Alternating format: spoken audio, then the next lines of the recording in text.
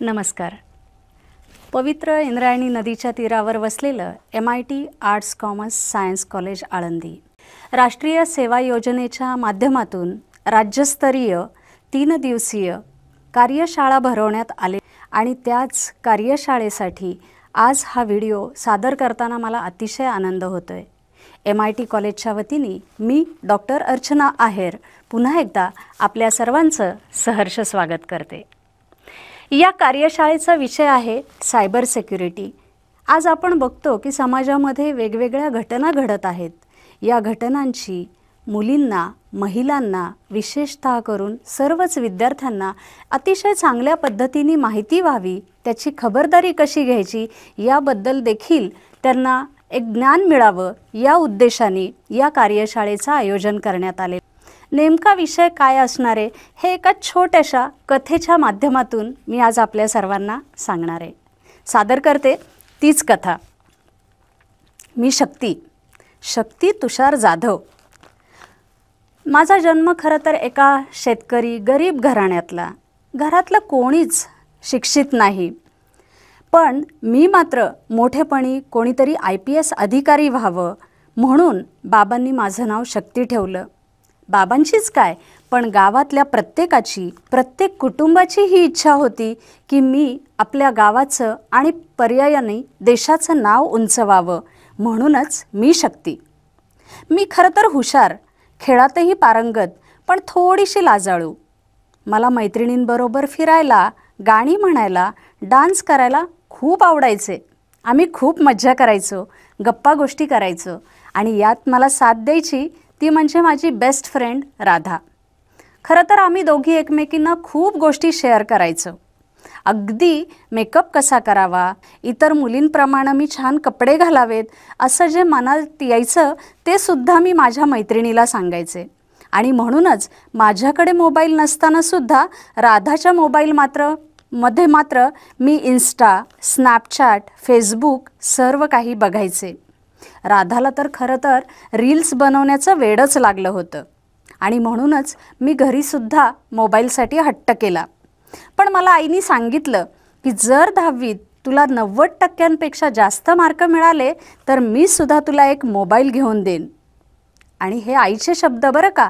पण बाबा मात्र म्हणायचे की शक्ती आधी मोठी अधिकारी हो, तू चाललीस की तुला गुंड घाबरले पाहिजेत आणि सगळे अभिमानाने म्हटले पाहिजेत की ही तुषार जाधवांची पोरगी आहे आणि त्यावेळेस मी तुला सॅल्यूट करेन. खरं तर मला खाण्यात जिलेबीसुद्धा आवडायची. माझी आई माझ्यासाठी नेहमी आठवडे बाजारातून जिलेबी घेऊन यायची. माझ्या नातेवाईकांना माझं कौतुक वाटायचं. त्या सर्वांना वाटायचं की मुलगी असावी तर अशी. आणि म्हणूनच काका, मामा, मावशा सगळेजण माझे फार कौतुक करायचे. सगळं कसं माझ्या मनासारखं चाललं होतं. अगदी माझा अभ्याससुद्धा छान चालू होता. म्हणूनच माझ्या बाबांना विश्वास होता की माझी शक्ती ही बोर्डात टॉपच करणार. 10वीचं वर्ष चालू झालं आणि 26 जूनचा दिवस उजाडला. त्या दिवशी खरं तर माझ्या आयुष्यात काहीतरी वेगळं घडणार होतं. माझ्या जीवनाला हादरा देणारी गोष्ट त्या दिवशी घडणार होती. आमच्या शाळेची ट्रीप छत्रपती शिवाजी महाराज यांची राजधानी असलेल्या रायगडावर जाण्याची ठरली होती. आम्ही सगळी तयारी केली. माझ्यासाठी बाबांनी गुलाबी रंगाचा सुंदरसा ड्रेस आणला होता. आईने माझ्यासाठी छान खाऊ तयार केला. त्यानंतर आम्ही सगळ्या मैत्रिणी मिळून अगदी उत्साहाने बसमध्ये बसलो. गणपती बाप्पा मोरया म्हणून आमच्या ट्रीपची सुरुवात देखील झाली. प्रत्येक क्षण आम्ही मोबाईलवर कॅप्चर करून सोशल मीडियावर अपलोड करण्यासाठी अगदी जणू काही सगळ्यांमध्ये स्पर्धाच लागली होती. मी मात्र मोबाईल नसल्यामुळे सगळे क्षण माझ्या हृदयात साठवत होते. गाणी, डान्स, गाण्याच्या भेंड्या, एकमेकांची चेष्टा मस्करी करत करत आम्ही हळूहळू आमच्या सहलीचा आस्वाद घेत होतो. आम्ही गड किल्ल्यावर पोहोचलो. शिवाजी महाराज की जय असं म्हणत एकमेकांना मोटिवेट करत तो किल्ला चढत देखील होतो. रायगडावरील होळीचा माळ, टकमक टोक, जगदीश्वराचं मंदिर, राज्याभिषेकाचं ठिकाण सगळं आम्ही आनंदाने बघत होतो. मला तर उत्सुकता लागली होती ती म्हणजे हिरकणीचा बुरुज बघण्याची. हिरकणी बुरुजावर गेलो आणि तिथली माती कपाळाला लावली आणि शिवाजी महाराजांना मानाचा मुजरा केला. मावळ्यांच्या पराक्रमाच्या गोष्टी आमच्या शिक्षकांनी सांगितल्या. त्या ऐकून नसात संचारलं गेलं. तेवढ्यात बघतो तर काय, पावसाची रिमझिमसुद्धा सुरू झाली. वातावरणामध्ये उत्साह भरला आणि अचानक गाणं वाजू लागलं. अधीर मन झाले मधुर घन आले, धुक्यातुनी नभातल्या सख्या प्रिया, सरीतुनी सुरेल धुंद स्वर हे आले, अधीर मन झाले. खरंच अशी गाणी गुणगुणत आम्ही मुली मैत्रिणी कधी पावसात भिजून आनंद घ्यायला लागलो कळालंच नाही. पावसात चिंब भिजलो होतो. खरं तर असं वाटत होतं की हा पाऊस थांबूच नये, पण काय करणार, पाऊस एका वेळी थांबला आणि आम्ही आमचे भिजलेले कपडे बदलण्यासाठी एका निर्जन अशा स्थळी गेलो. तिथे आम्ही आमचे कपडे बदलले आणि पुढच्या प्रवासाला देखील लागलो. नकळत हे सगळे क्षण मोबाईलमध्ये कॅप्चर होत होते आणि त्याचबरोबरीने ते इन्स्टावर अपलोडसुद्धा होत होते. लाईक्सचा खरं तर धुव्वाधार पाऊस पडत होता. त्यानंतर आम्ही घरी परतलो. एक दिवस सहलीची सुट्टी देण्यात आली शाळेला आणि मग एक दिवस तो आराम करून दुसऱ्या दिवशी पुन्हा एकदा आम्ही शाळेत रुजू झालो. शाळेत जेव्हा मी पोहोचले त्यावेळेस मला खरं तर सगळ्या रोजच्या सवयीच्या नजरा असूनसुद्धा आज अनोळखी वाटत होत्या. कोणीच माझ्याशी बोलायला तयार नाही. कोणी माझ्याकडे बघून हसतंय, कोणी माझ्यावरती कमेंट्स करते, कोणी मला वाव सो हॉट असं म्हणूनसुद्धा माझ्याभोवती गिरट्या घालते. अचानक मला असे वेगवेगळे अनुभव यायला लागले. अचानक कोणीतरी म्हणायला लागलं की अगं शक्ती, तुझा तो व्हिडिओ पाठव ना. नाही ग, तुझा फोटो पाठव. आणि असं म्हणून ते एकमेकांना टाळ्या देखील देत होते. माझ्यासाठी खरं तर हे सगळं नवीन होतं, पण मला ते सहनच होत नव्हतं. नेमकं झालंय तरी काय, कोणी सांगेल की नाही, मी जोरात ओरडले. शेवटी वैतागून मी घरी निघून आले. पाहते तर काय, घरी आल्यावर बाबासुद्धा समोरच. आणि बाबांनी मला त्यांच्या मोबाईलवरती एक मेसेज दाखवला आणि त्या मेसेजमध्ये लिहिलेलं होतं की तुमच्या मुलीचे व्हिडिओज फोटोज आमच्याकडे आहेत, ज्यात तुमच्या मुलीच्या अंगावर कपडेसुद्धा नाहीत. आम्ही हे फोटो व्हायरल करू, पण जर तुम्ही आम्हाला 5 लाख रुपये दिले नाहीत तर. पण जर आम्ही सांगितलेल्या वेळेत सांगितलेल्या ठिकाणी तुम्ही जर पैसे पोचवलेत तर मात्र आम्ही ते डिलीटसुद्धा करू. ऐकून माझ्या तर पायाखालची जमीनच सरकली. काय होतंय मला काहीच कळत नव्हतं. डोळ्यासमोर फक्त आणि फक्त अंधार दाटून आला होता. थोड्या वेळाने माझी जिवलग मैत्रीण राधा मला भेटायला आली. राधाच्याही इन्स्टावर काही व्हिडिओज होते ज्यात माझा चेहरा नव्हता, पण तरीसुद्धा बाकी पूर्ण मीच दिसत होते. त्या मॉफ फोटोंना अश्लील कमेंट येत होते. कोणी विचारत होतं की अरे त्या शक्तीचा नंबर मिळेल का, आम्हालासुद्धा असंच फोटोशूट करायचे. कोणी म्हणत होती ही शक्ती तर फारच बोल्ड निघाली. कोणी म्हणत होतं या शक्तीचा पाठीवरचा तीळ किती छान आहे. खरंच खूप वेगवेगळ्या घाणेरड्या कमेंट्स तिथे येत होत्या. मी एकदम शॉक झाले आणि डिप्रेशनमध्ये गेले. माझी सगळी स्वप्न धुळीला मिळाली. आईबाबांची लाज वेशीला टांगली गेली. शिक्षक तर म्हणू लागले हिला शाळेतून आता घरी बसवा, हिच्यामुळं शाळेचं सुद्धा नाव बदनाम व्हायला लागले. नातेवाईक म्हणू लागले कशाला पोरींना हव्यात ट्रिपा, कशाला पाठवलं तुम्ही त्यांना, घरी बसवा, कानाखाली आवाज काढा तिच्या, कशाला असली पोरगी जन्माला घातलीत. सगळे चित्रविचित्र आवाज माझ्या कानावर पडत होते आणि आई वडिलांचा तो नाराज असा चेहरा माझ्या डोळ्यासमोरून हटत नव्हता. मी कळवळून सांगत होते की माझी काहीच चूक नाही आहे, यातले बरेचसे फोटोसुद्धा माझे नाही आहेत. कोणीच विश्वास ठेवायला तयार नव्हतं. फक्त माझ्या बाबांनी मला एकच सांगितलं की बाळा, मला माहिती आहे गं पण मी काय करू? थोडा वेळ असाच गेला. मी जोरात रडायला लागले आणि त्यानंतर बाबांनी एक विचार केला की बाळा, आपण पोलीस स्टेशनला जाऊ, कंप्लेंट करू. आणि म्हणून सारं धैर्य एकवटून मी आणि माझे बाबा दोघंजणं नजीकच्या पोलीस स्टेशनला पोहोचलो. पोलीस स्टेशनवर गेल्यानंतर तक्रार करण्यासाठी म्हणून आम्ही बघितलं तर समोरच एक लेडीज ऑफिसर बसलेल्या होत्या. त्यांच्या कानावर हा सगळा वृत्तांत घातला. पण काय सांगावं, त्यांनीसुद्धा माझ्याकडे त्याच संशयित नजरेने बघितलं. थोड्या वेळाने इन्स्पेक्टर मॅडमसुद्धा आल्या. त्या तर म्हणायला लागल्या की तुमच्या वयातल्या मुलांना मोबाईल हवेत कशाला? कशाला काढता कुठे फोटो व्हिडिओ? कशाला जाता कुठल्या सहलीला? अक्कल नाही तुम्हाला? आणि मग येता इथे कंप्लेंट करायला, आम्हाला त्रास द्यायला. आईबापांना कळत नाही मुलींना कसं वागवावं? खूप वाईट वाटलं, कारण त्यातही माझ्याच आईवडिलांचा उद्धार होत होता. त्या मलाच विचारत होत्या की तुझा बॉयफ्रेंड कोण? का गेलीस तू ट्रिपला? तुझं कधी कोणाशी ब्रेकअप झालंय का? कधी कोणाशी भांडण झालंय का? म्हणून तुझ्यावरती सूड घेण्यासाठी हे सगळं कोणी केलंय का? खरं खरं सांग आम्हाला, काय झालंय? मी मात्र खरी केविलवाणी बसले होते. असं झालं होतं की त्या व्हिडिओमध्ये जेवढी इज्जत काढली गेली नाही तेवढी इज्जत तर माझी त्या पोलीस स्टेशनमधल्या प्रश्नांनी निघत होती. जेवढे कपडे माझे त्या व्हिडिओमध्ये काढले गेले नाहीत तेवढे कपडे तर माझे त्या प्रश्नांनी उतरवले जात होते.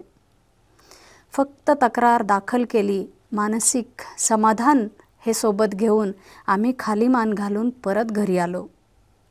गेले कित्येक दिवस पोटात अन्न नाही. फोन वाजला तरी माझे बाबा दचकून जागे व्हायचे. मला देखील ती भीती वाटायची. शाळा बंद झाली होती, बाहेर पडणं बंद झालं होतं. स्वप्नात सुद्धा ते भीतीदायक फोटोज दिसत होते. आईबाबांचे अश्रू माझ्या जीवाला जाळत होते. घरात भयान शांतता पसरली होती. अजूनही माझी चूक काय हेच मला कळत नव्हतं. काय करू समजत नव्हतं. चेष्टा, अश्लील मेसेज, लोकांच्या त्या नजरा, त्यांचे टोमणे, त्यांचं हसणं, हे सगळ्याच्या नादात माझं मात्र कुठेतरी मरण होत होतं. आणि माझ्या मनात कायम मला स्वतःला ऊर्जा देणारा, मला प्रेरणा देणारा माझ्या बाबांचा सॅल्यूट माझ्या स्वप्नात देखील येत नव्हता. स्वप्नात येत होता तो फक्त माझ्या बाबांचा नाराज झालेला, रडणारा चेहरा, काळजीचा चेहरा, त्यांच्या काळजीचा सूर. बस सगळं संपलं होतं. आणि म्हणून एका क्षणी मी उठले.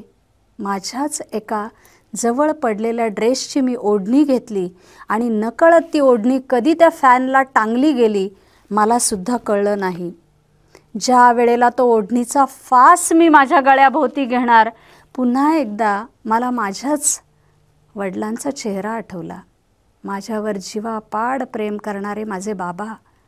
त्यांनी माझ्यासाठी काय स्वप्न बघितली होती, त्यांनी मला काय शिकवण दिली होती. पुन्हा एकदा मी मनातल्या मनात त्याची उजळणी करू लागले आणि पुन्हा एकदा माझ्या नावाचा जप केला. शक्ती शक्ती शक्ती. आणि नकळत माझ्यामधली ती शक्ती जागृत झाली आणि मी ती ओढणी बाजूला फेकली आणि खाली उतरले. बाबांनी मला कित्येक गोष्टी सांगितल्या होत्या ज्या मला खूप प्रेरणा देणाऱ्या होत्या. मग त्यामध्ये माउंट एव्हरेस्ट चढणाऱ्या अरुणिमा सिन्हाची असेल किंवा धावण्याच्या शर्यतीत वय झालेलं असतानासुद्धा पहिली येणारी लता भगवानकरे असेल, कितीतरी प्रेरणादायक गोष्टींनी संस्कार माझ्या बाबांनी माझ्यावर केले होते. आणि मी ठरवलं नाही, माझ्या बाबांची मान मी अशी खाली जाऊ देणार नाही. आणि म्हणूनच मी माझा निर्णय बदलला आणि मी ठरवलं मला लढायचं आहे. कारण मी एकटी तुषार जाधवांची शक्ती नाही आहे. समाजामध्ये अशा कितीतरी शक्ती असतील की ज्यांना सुद्धा न्यायाची गरज असेल, ज्यांना अशा शिक्षणाची गरज असेल की जर अशा प्रसंगात आपण सामोरं गेलं तर आपण काय केलं पाहिजे. आणि म्हणूनच निर्धार केला की रडायचं नाही, लढायचं. पुन्हा एकदा हिम्मत करून शाळेत गेले. शाळेतील शिक्षकांचं मार्गदर्शन घेतलं. त्यांच्या मदतीने मला कळालं की खरं तर हा जो प्रसंग घडला त्या सर्वाला सायबर बुलिंग असं म्हणतात. खरं तर हा कायद्याने गुन्हा आहे. एखाद्याचे अश्लील फोटो काढणे, ते मॉर्फ करणे, ते मोबाईलमध्ये स्टोअर करून फॉरवर्ड करणे, व्हायरल करणे हा गुन्हा आहे आणि असं करणाऱ्यास तुरुंगवास आणि दंड देखील होऊ शकतो. आणि म्हणूनच हळूहळू आमचेही व्हिडिओ असे व्हायरल झालेत अशा सांगणाऱ्या माझ्या कितीतरी मैत्रिणी, समाजामधील कितीतरी महिला माझ्या जवळ आल्या. त्याबद्दल आम्ही चर्चा करायला लागलो आणि मग माझ्या जीवात जीव आला. मला थोडासा आणखी धीर आला की मला आणखी लढलं पाहिजे, म्हणून मी सावरले. कारण जगातील 4 मुलांच्या पाठीमागं किमान एक जण तरी या सायबर बुलिंगचा शिकार होत असतं. मी एकटी नाही आहे. अनेक कुटुंब अशा प्रकारच्या गुन्ह्याची शिकार होत आहेत. एखादी शक्ती फाशी घेते, एखादी तर घर सोडून जाते, एखादी कुटुंबासहित दुसरीकडे स्थापित होते. मला हे करायचं नव्हतं आणि म्हणूनच पुन्हा एकदा मी माझ्या बाबांच्याकडे गेले. बाबांच्याकडून पुन्हा एकदा ती प्रेरणा घेतली, कारण हे सगळं मी करणार होते ते फक्त आणि फक्त माझ्या बाबांच्या पाठिंब्यामुळेच. आणि म्हणूनच बाबांनी आणि मी पुढे जाऊन महासायबरगव्हर्नमेंट.in पोर्टलवर जाऊन woman blackmailing and cyber bullying अशी कंप्लेंट रजिस्टर केली. फेसबुक, इंस्टाग्राम, स्नॅपचॅट, यूट्यूब या प्लॅटफॉर्मचा देखील त्यामध्ये उल्लेख केला. हां, पण हे करताना माझं नाव मात्र त्याच्यात गुप्त राहील याची मी कटाक्षाने काळजी घेतली. मी आता सगळ्या प्रश्नांना धीराने सामोरे जात होते, कारण मला माहिती होतं की चूक माझी नाहीच आहे. ज्याला कर नाही त्याला डर नाही. मग मी का हे आयुष्य संपवायचं? ज्यांनी गुन्हा केलाय त्याला शिक्षा झाली पाहिजे, म्हणून मी हा पुढाकार घेत होते. आणि त्यातूनही आता माझे आईबाबा माझ्यासोबत होते. मग काय लपवायचे आणि मग काय खोटं बोलायचे? आणि दुसऱ्यांच्या टोमण्यांमुळं, दुसऱ्यांच्या हसण्यांमुळं किंवा दुसऱ्यांच्या वागणुकीमुळं स्वतःचं घर का उद्ध्वस्त करायचं? आयुष्य तर एकदाच मिळतं ना. खूप सुंदर आयुष्य आहे, ते त्याच सन्मानाने जगता आलं पाहिजे. आणि म्हणूनच पुढाकार घेतला आणि कंप्लेंट करून त्याचा पाठपुरावा देखील केला. काही दिवसातच माझे व्हिडिओज, फोटो सगळ्या सोशल प्लॅटफॉर्मवरून डिलीट झाले. टोमणे बंद होऊन खरं तर आता माझं कौतुक देखील व्हायला लागलं. अशी ही धीराची मुलगी, बघा किती चांगल्या पद्धतीने लढा दिला, असं कौतुक व्हायला लागलं. आणि म्हणूनच शक्ती ही एक आदर्श अशी विद्यार्थिनी ठरली गेली. पुढे जाऊन पोलीस तर आणखी इन्व्हेस्टिगेशन करतीलच.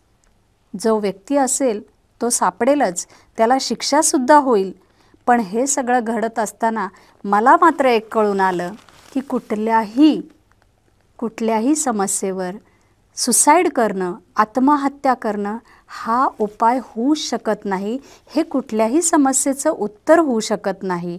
आणि म्हणूनच मी हा मंत्र समाजाला दिला की लढायचं, रडायचं नाही तर लढायचं. आणि म्हणून मी पुन्हा एकदा शाळेत जाऊ लागले, कारण मला माझ्या बाबांचं स्वप्न पूर्ण करायचं होतं. आणि जेव्हा मी पुन्हा एकदा शाळेत गेले तेव्हा ह्याच माझ्या बाबांनी सगळ्यांसमोर मला सॅल्यूट केला आणि माझा ऊर आनंदाने भरून आला. धन्यवाद.